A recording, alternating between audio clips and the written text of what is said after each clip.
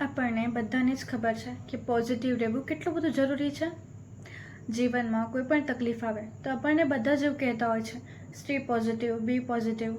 પરંતુ કોઈ એવું નથી સમજાવતું કે પોઝિટિવ કઈ રીતે રહી શકાય, કે પછી જીવનમાં હકારાત્મક દૃષ્ટિકોણ કઈ રીતે કેળવી શકાય.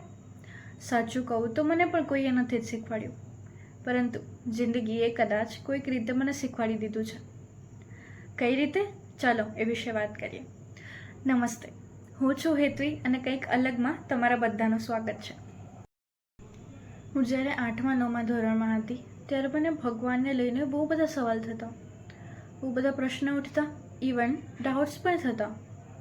એ સમયે કોઈક એવા ફેઝમાં હતી કે મેચ્યોરિટી તો આવી રહી છે, પણ એ જીવન મને જે કંઈક શીખવવા માંગે છે, યુનિવર્સ મને કંઈક કહેવા માંગે છે, એ સમજવા હું સક્ષમ જ નથી. સતત કંઈક વિચાર આવ્યા કરે છે, પણ શું એ મને જ નથી ખબર. દરેક નાની તકલીફ એક મોટા દુઃખ જેવી લાગ્યા કરતી. એવા સમયે મેં એક પુસ્તક વાંચ્યું, પોલિયેના. પોલિયેના એક એલિનોર પોટર કરીને એક લેખક છે જેમના દ્વારા લખાયેલી છે. અને આ પુસ્તકમાં એક 11 વર્ષની દીકરીની વાત છે જેનું નામ છે પોલિયેના. અને એણે એના માતા પિતાને ગુમાવી દીધા છે અને એક સંબંધીને ત્યાં રહે છે, બહુ બધી મુશ્કેલીઓ સાથે. પરંતુ એ મુશ્કેલી એના માટે મુશ્કેલી છે જ નહીં, કેમ કે એના પિતાએ એને રાજી થવાની રમત શીખવેલી છે અને આ રાજી થવાની રમત ખૂબ જ સરસ છે. આપણને ભેટમાં એક ઢીંગલી જોઈએ છે, પરંતુ આપણને ભેટ સ્વરૂપે એક લાકડી મળે છે. તો એમાં દુઃખી થવાને બદલે રાજી થવાનું કે આપણા શરીરને હજી સુધી એ લાકડીની જરૂર જ નથી પડી. કેટલો સુંદર દ્રષ્ટિકોણ છે ને.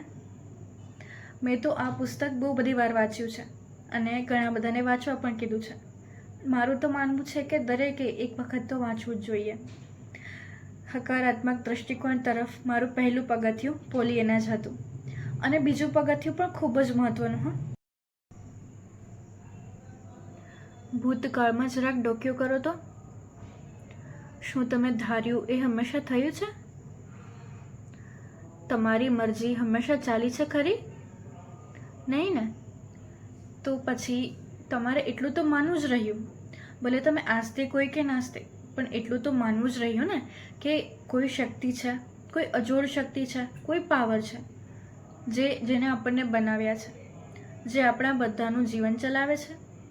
અને જો આપણા જીવનની દોરી આપણા હાથમાં છે જ નહીં, તો પછી ચિંતા શું કામ કરવાની? જેટલો સમય છે એટલું શાંતિથી અને ખુશીથી જીવી જ લેવાનું ને. ચિંતા તો એ કરશે જેના પર જવાબદારી છે આપણી. જે અજોડ શક્તિ છે, જેણે મને બનાવી છે, તો એણે મને પણ તો કંઈક શક્તિ આપી હશે ને. તો હું એને શોધવા પ્રયત્ન કરીશ, હું મને પોતાની જાતને સમજવા પ્રયત્ન કરીશ. નકારાત્મક વિચારીને તો કંઈ જ નથી મળવાનું, તો પછી પોઝિટિવ રહેવા ટ્રાય તો કરી જ શકાય ને. ત્રીજું અને અંતિમ પગથિયું. મેં મારા જીવનમાં હંમેશા અનુભવોમાંથી કંઈક શીખવાનો પ્રયત્ન કર્યો છે.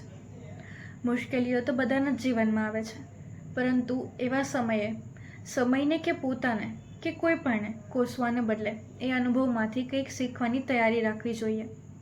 જો આપણે એકની એક ભૂલ વારંવાર જ કરતા રહીશું તો પછી આપણી સજા પણ એ એકની એક વારંવાર જ મળ્યા કરશે. તો એ જ બરાબર છે કે આગળ વધો, શીખો, નવી ભૂલો કરો, એમાંથી પણ કંઈક શીખો અને ફરી આગળ વધો. આટલું કરવાથી 100% તમારા જીવનમાં હકારાત્મક દૃષ્ટિકોણ આપમેળે જ આવી જશે. એનું જીવતું જાગતું ઉદાહરણ હું જ છું. દરિયો, ફટાકડા અને ફુગ્ગા, આ બધાથી જ ડરવાવાળી હું હવે કોઈ વસ્તુથી નથી ડરતી. હા, જીવનમાં તકલીફ, મુશ્કેલીઓ આવ્યા કરે તો ક્યારેક એને સમજવામાં, સ્વીકારવામાં થોડો સમય લાગે, પરંતુ કોઈ નબળા વિચાર ક્યારેય ના આવે, ક્યોંકિ ડર કે આગે હમ ખુદ હૈ. તમારા જીવનમાં એવો કયો અનુભવ હતો જેમાંથી તમે ઘણું શીખ્યા છો અને તમારા જીવનમાં એનાથી હકારાત્મક અભિગમ આપોઆપ કેળવાઈ ગયો છે? કોમેન્ટમાં જણાવવાનું ના ભૂલતા. અને હા, મારા 3 સ્ટેપ્સ એક વખત તમે પણ ટ્રાય કરી જોજો. Thank you so much for watching. Bye bye, C you.